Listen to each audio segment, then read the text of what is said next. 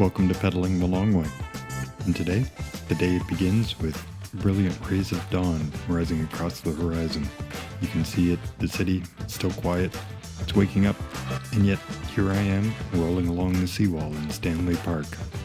The sun is rising, filtering through the towering trees and filling the sky with pale gold and soft orange all across the skies, and the water, it's deep, deep blue, and so still in the morning calm that it reflects it all like a mirror.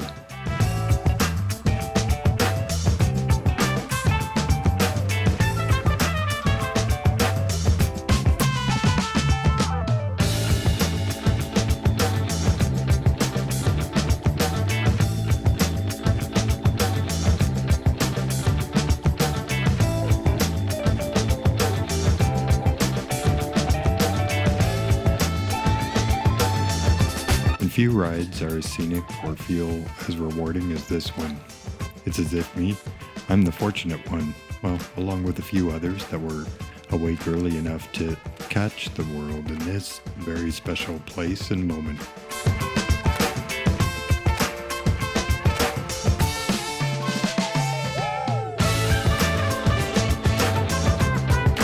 On a ride like this, the temptation is to push and push, go fast, cover ground quickly.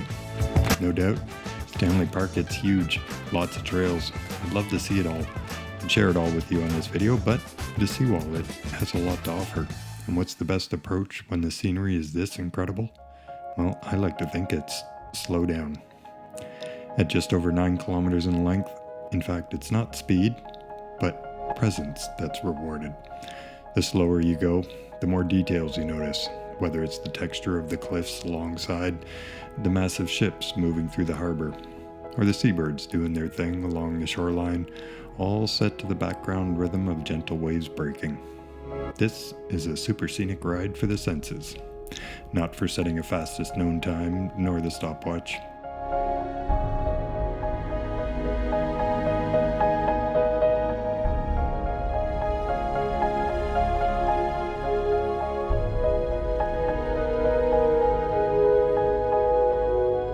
So some fun facts for your next trivia night. Stanley Park Seawall. Its construction began in 1917, took more than 60 years to complete. And today it's the longest uninterrupted waterfront path in the world, stretching more than 28 kilometers when connected with the city's other waterfront trails. In this section that I'm on today, it's approximately 9 to 10 kilometers, I think, with millions, literally every year, people walking, jogging, rollerblading, cycling. And yet, in moments like this, in this sunrise, it feels almost like it's your own private trail. Trust me, it can get really busy. So, early morning, really it's the ideal time if you want to just slow down and take it all in.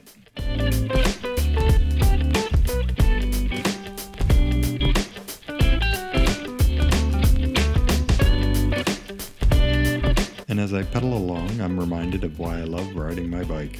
It really is the perfect way to roll through this kind of space. It's faster than walking, but still not so rushed or hurried, so that you can still let the scenery sink in. And riding here, it lets you experience the different vistas. From the city's skyline shimmering in the morning light and reflected in the water, to forested stretches where Douglas firs, they tower above, to open ocean views where the North Shore mountains rise above the horizon. And every few hundred meters, it seems like the scenery shifts. Rounding a bend, turning a corner, it's as if the seawall is offering a fresh perspective with every turn.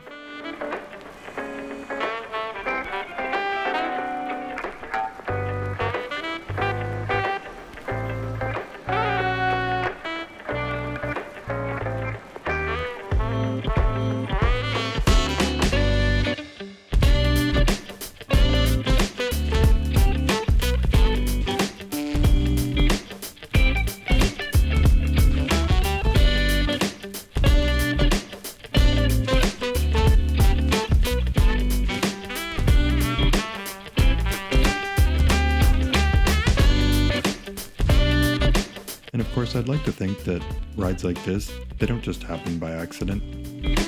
To me, they're the product of small choices and small habits. planning ahead to catch the sunrise, periodic bike checks for tires, chain, brakes, the odd wash, regular maintenance, making sure everything's in running order, plotting out a route, including taking note that the bike lane, in this case, it really only goes in the one direction. So these details, they might feel minor, mundane, but to me, these are the details that set the stage, or stack together to create the opportune conditions for wonderful days like this one where it all just feels effortless and full of possibility. So to me, it's really the case in cycling, and you can consider whether true for life in general. It's these small acts of preparation that we take on quietly behind the scenes that often give us the freedom to enjoy the most beautiful moments.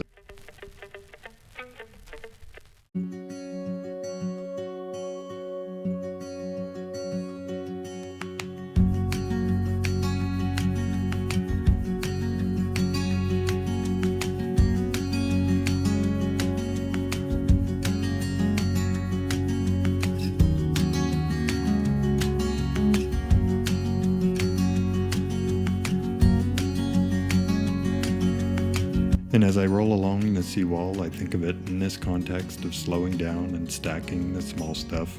The seawall, it's a structure, it's been built over decades, stone by stone, designed to protect the park and give people a place to slow down.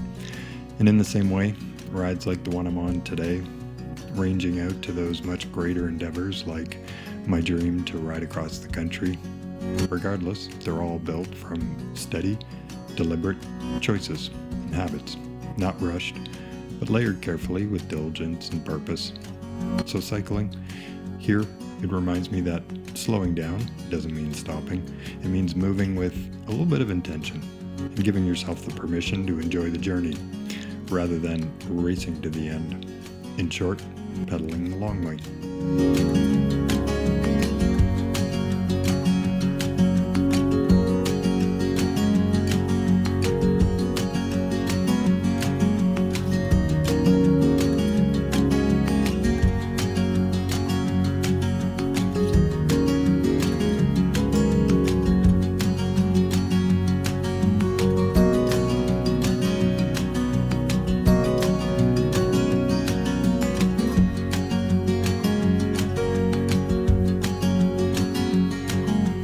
Along this loop, you pass many landmarks that all have stories of their own, whether it's the lighthouse, one of the most photographed spots along the path, the soaring Lionsgate Bridge, standing since 1938, connecting the park to the North Shore, Seawash Rock, a 32 million year old sea stack that rises from the water.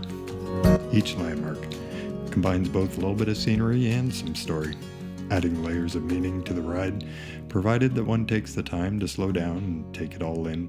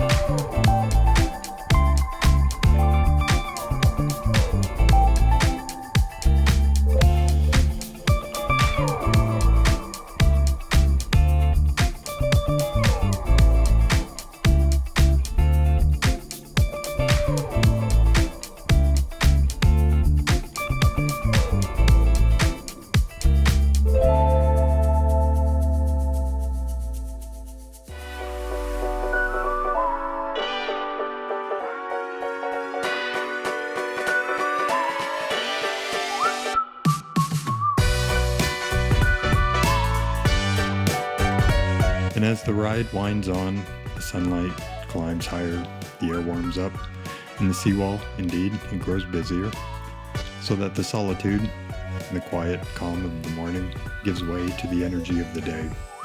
And so at this point, what better way to pause on the memory of that quiet sunrise than a coffee? And for me, the best coffee shop in the area. And while enjoying my coffee, I consider that what cycling gives us is a way to be present, a way to connect with place, and a way to find joy in movement. Not every ride for sure will be perfect, but with a bit of planning, care, and willingness to slow down, we really can create the conditions where moments like this are possible. So in addition to gratitude for such a special day, a moment now to acknowledge the small things. The tune chain, the early alarm, the steady pace, all of those things that make the big experiences possible. And the seawall, where every turn of the wheel, it's a reminder that cycling, it's best enjoyed when you give yourself the time to take it all in. Thanks for watching.